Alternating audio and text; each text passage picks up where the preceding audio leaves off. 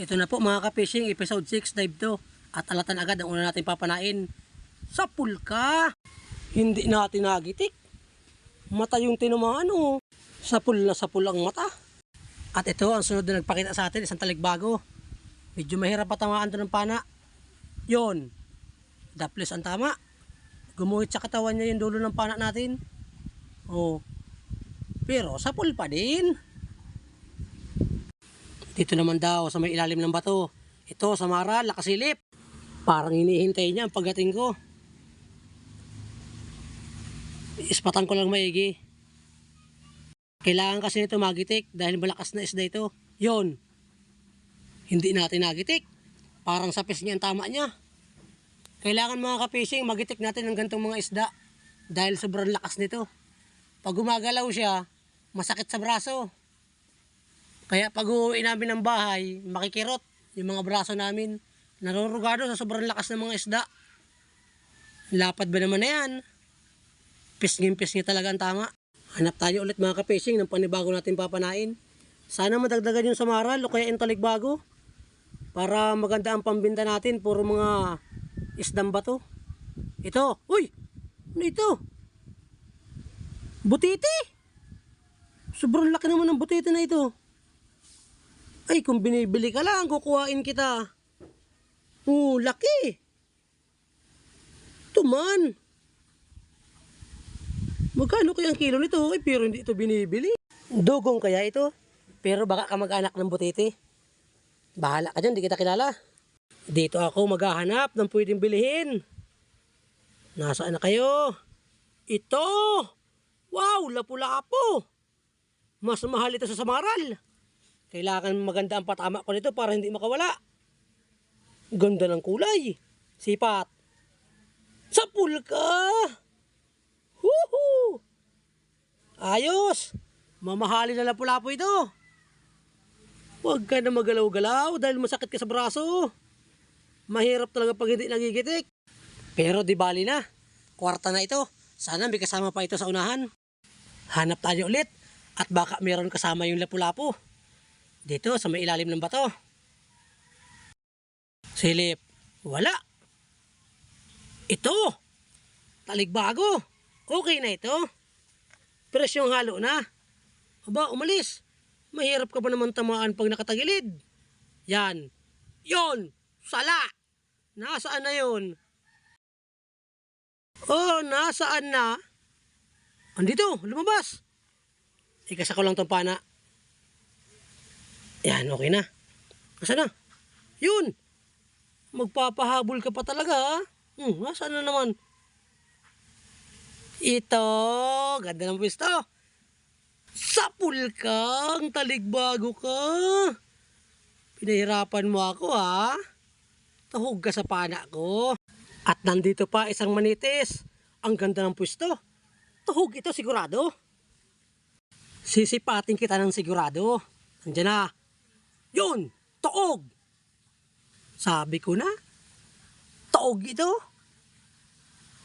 Ayan. Ang ganda ng tama. Walang kagalaw-galaw. Ito pa mga ka-fishing. Isang lipstickan o bibiya. Masarap itong pang-ihaw. Ito ang ipang-uulam natin bukas. Yon, sapol. Tinawag to mga ka-fishing na lipstickan. Tingnan ninyo yung kanyang labi. Hindi makita. Yon, may lipstick, di ba? Ito pa, isang danggit bahura. Ang nakikilig sa pana ko.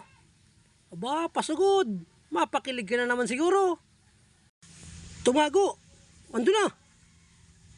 Mailap ka ha. Ayaw na siguro itong kiligin. Dala na.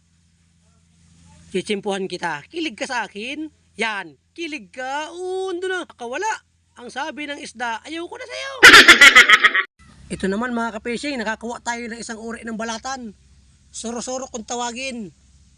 Ang big nito mga ka-fishing, umaabot ng 200. At ang size nito,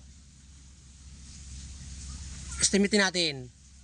Big shareball, 200 pesos. Meron na tayong pambaon-baon. At nandito pa mga ka-fishing, isang talikbago.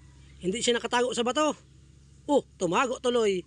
Yari ka sa akin. Labas dyan. Sapul ka. Tuhog. Ayos, may pandagdag tayo sa pambinta natin. Dito naman tayo sa may corals. O sa ilalim ng payong-payong. Nasaan na?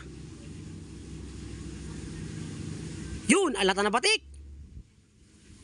Alata na batik or labilan. Parang maamo siya. Whoop. Hindi pala. Nasaan na? Ilabas mo yung gitikan mo. At patatamaan ko. Yan dito. Sure bull ka? Sapul ka? Giti. Masarap na luto dito mga ka-fishing. Paksiw o kaya tinula. Yung tinula po na wala pong papaya ha. Dito naman po tayo. Sana madagdagan yung mga nahuhuli natin. Dito sa ilalim ng bato. Wala. Dito. Yun. Alata na puti. Yari ka sa akin. Huwag ka nang tumago. Tubol. Sana maganda ang tama. Magalaw. Huwag ka nang magalaw. Baka makawala ka. Kung nakawala na nga. Lumabo pati yung bato. Nasaan na daw yun? Ikasa ko lang yung pana. Baka sakaling makita ko pa.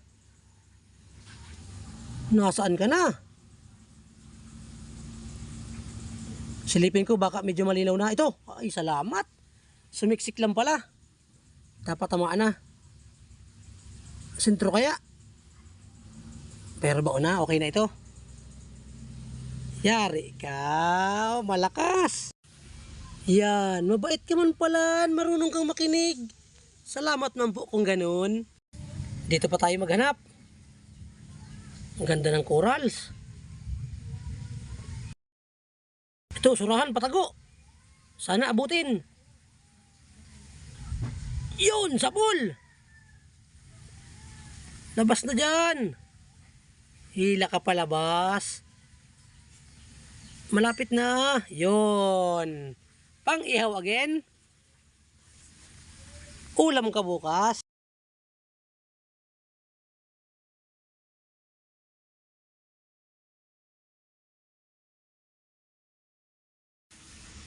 Nandito pa, dalawang danggit bahura. Sungkitin natin yung isa mga ka-fishing. Subukan natin siyang pagtabihin para madubol. Yan, okay na yan.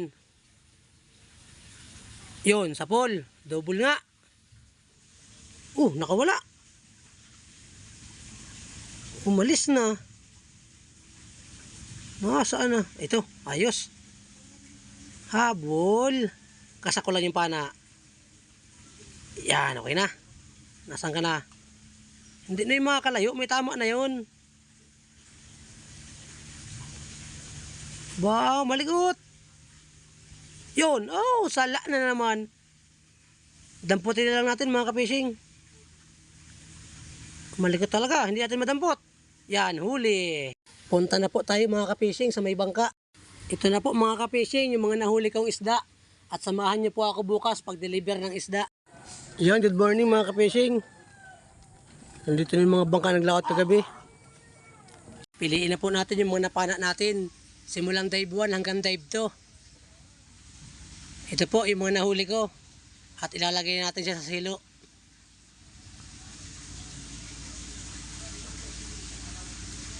Ito yung silo na nalagayan natin ng isda.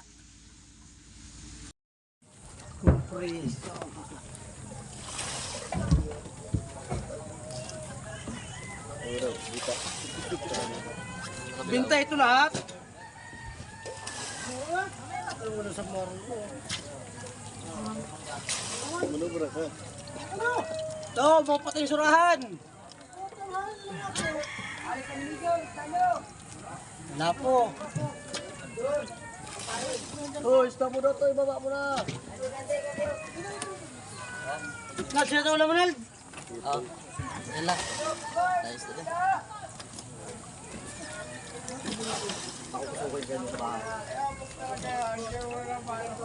Bungit!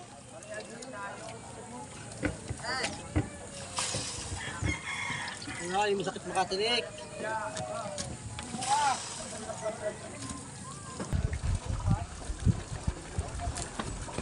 Walang kursa. Pati-pati dito. Ano naman?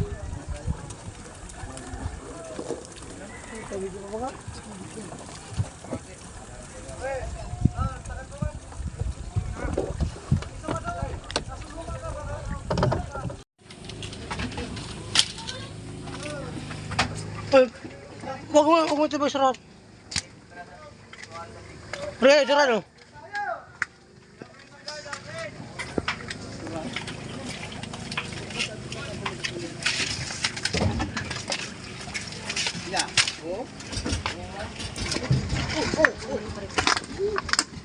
Ang gasas lang kasi ito ay. Kayang-kaya ba ka? Sige, dito mo. Ha? Bang.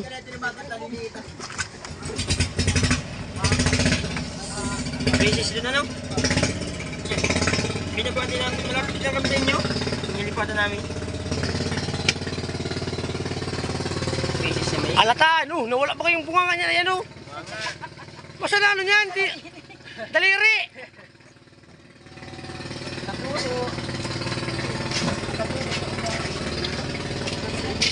Yan, halubig lahat. Isa lang ang size. Big.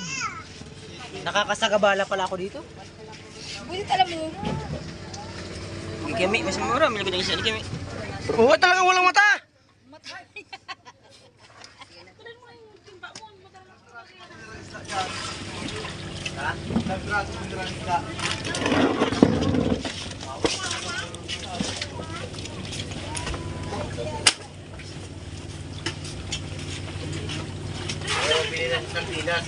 Walang ulam.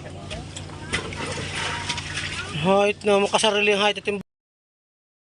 Amal mo at makasarili ang timbangan na hindi ko makita. Ano mga kapising, yung binta natin sa isda. Yung halo natin na 4 kilos. Ayan. Nagbenta tayo ng 705. At ito naman yung sa kasama ko. 975. Ipapakwenta na po natin yung huli ko. Tingnan po natin kung magkano pa man ang magiging partida. Ito na po mga kapising at nanakwenta na yung huli natin. Ito po yung binta ko 705. Tinanggalan po ng krodo 250. Tapos yung pang ibabaw po natin, yung bantay sa bangka 91 dahil 20% po. Nagkaroon tayo ng tira ng 364. Tapos pinagtatlo dahil kailangan natin magbayad dun sa may bangka. Yung 364 po, pagkatatluhin yan. Yung dalawa sa akin at yung sa isa sa bangka. Kaya nagkaroon ng partida yung bangka ng 121. At yung 242 po, siya na yan ang magiging akin. Yan na po ang aking partida. Yun at maraming salamat po sa inyong panunood. At sa mga nahuli natin kagabi, meron na tayong pambigas. Salamat!